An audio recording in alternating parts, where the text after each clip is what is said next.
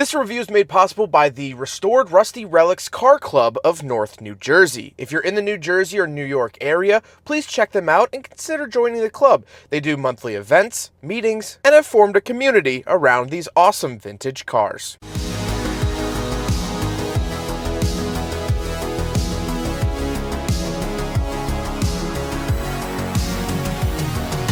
Alright, what's up guys? My name is Zach, and today I am driving a 1965 Ford Mustang Convertible. Up front is a 3.3 liter inline six, and down below is a 3-speed automatic transmission. Now I am super excited to be driving this Ford Mustang because this is the first full year of the Mustang. Now there was the 1964 and a half Mustang, and very little was changed between 64 and 65, so this was the first full year of the Mustang. This is when Mustang Mania really started taking off, and this is just such an iconic piece of American history that I couldn't say no to filming one of these. But if you would like to submit your own vehicle, you can head on over to my website, zackpreidel.com/submit. It's a quick and easy submission form, takes under a minute to fill out, and I come out to you. But let's get back to that 200 cubic inch inline six under the hood. Well, that was one of a couple engines offered here in the Mustang. There was no 4-cylinder option for this year. That came later in the 80s, but it was either an inline six or you could later get the V8 that everyone knows and loves. This was the regular engine. This was the base model engine that any Joe Schmo off the street could purchase. And I'm actually fortunate enough because the owner of this Mustang has the original bill of sale, which is how I was able to tell you the MSRP at the beginning of the video. So very cool to see that this is kind of an interestingly optioned Mustang with the inline six, but in automatic transmission. Speaking of which, the automatic transmission is pretty decent. It's fine. It's doing the job. I've driven the manual transmission from 1965, and I don't really like it. It didn't have a synchronized first gear. It was kind of clunky. It was a dog leg. I just wasn't a fan. And so to be driving the automatic is actually a lot nicer because these cars are kind of nice cruising cars to go about town, and the automatic transmission really helps out with that. Last but not least about the drivetrain, of course, the Mustang is rear wheel drive. So how does it feel to actually drive a 1965 Ford Mustang convertible? Well, first of all, the convertibleness is wonderful. You get this open top experience while driving one of the most iconic cars ever built. But the steering is pretty light, even though it's manual steering, manual brakes. You don't really notice that on a car like this. Now, if I was driving a giant land yacht, things would be very different. But I'm not. This is kind of sporty and agile, and the steering and brakes really add to that. And so, consider me a fan of it. The only downside is that I'm sitting a little close to the steering wheel and my seat can't be adjusted. So if you are a bigger guy, you might struggle a little bit, but it's not the end of the world. I'm actually driving it semi-comfortably today, so I wouldn't really worry too much. With that stuff out of the way, let's talk about the interior. Well, in front of me, I have a couple gauges. Off to the left is my fuel, off to the right is my coolant temperature, and in the center, I get a very long and wide speedometer. The steering wheel doesn't have anything on it, just the Ford Mustang badge, and I love the drilled look. Left, I do have my wipers and my lights, and moving onto the door, I have my smoker's window, crank for the window, and latch to get in and out. Moving into the center, we have our radio, as well as our very simple heat controls, a couple levers down here, and an ashtray, of course, and you'll find a cigarette lighter off to the left. Then the center console doesn't really have much going on besides the automatic shifter. That's the only thing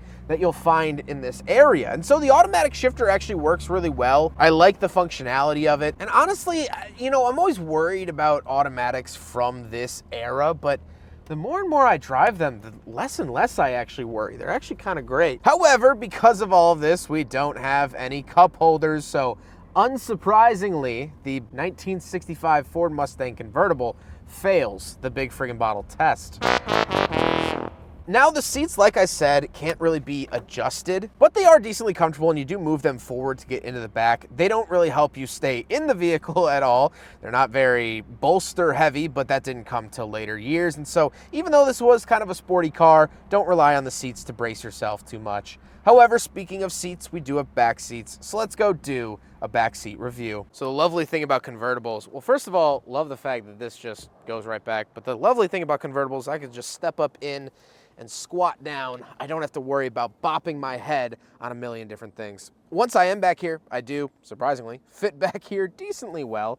I do have a hand crank. I get this tiny little window over my shoulder. So I get to control that, which is pretty fun. But otherwise, there's no like amenities back here. I do have access to a rear ashtray, so I can, you know, smoke a stick in the back of my 65 Mustang and not worry too much about it. I also get ashtrays over here, so I can theoretically ash out in 2 different locations.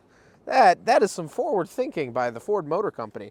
Other than that, you know, it's a pretty standard convertible 2-door back seat. Now, we will talk about the trunk. The trunk is nothing special, as you can see. Pretty run-of-the-mill stuff back here. It's a 65 Mustang trunk. Here it is.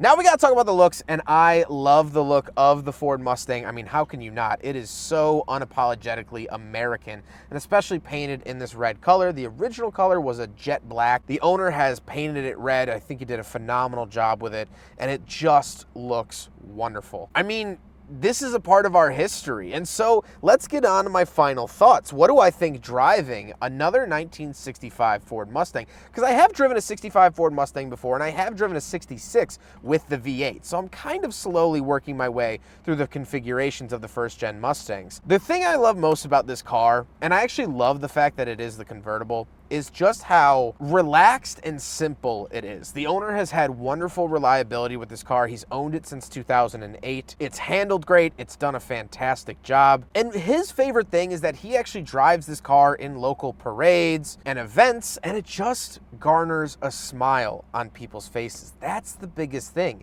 People are happy to see the first gen Ford Mustang, especially in convertible and especially in this red color. I've always had an affinity for convertible Mustangs because I just picture myself driving them to the Five and Dime or down to the beach, packing my friends in it, and it's just a good time vehicle. We don't have a whole lot of cars these days that are just engineered to be a good time. They have to meet all these safety regulations. They have to meet all these smog regulations. And this is 1965. This is before all of that came into place. The safety regulations got heightened in the late 60s, and the oil crisis in the early 70s changed cars dramatically. It gave us the malaise era, and that's why cars look all chunky and blocky from those years. But this wasn't. This was sculpted and curved. It was different. It was unique. It garnered this feeling from you that is just so wonderful. Driving a 1965 Mustang with the top down brings an immediate smile to my face. And there's not many cars that just have that sort of character about them. This car is unbothered by the outside world. It's here to make you have a good time, and that you most certainly will do in a convertible Ford Mustang. I hope you guys enjoyed the video. Huge thank you to Barry for letting me take out his Ford Mustang. What an honor and an iconic piece of American history. One of the most iconic cars ever built, ever. Barry's been absolutely wonderful to work with, very knowledgeable about these cars, and he has just been such a hoot to talk with while we filmed his 1965 Ford Mustang. But I hope you guys enjoyed the video. Don't forget to rate the video, comment on the video, and subscribe if you really liked it. Take care, guys.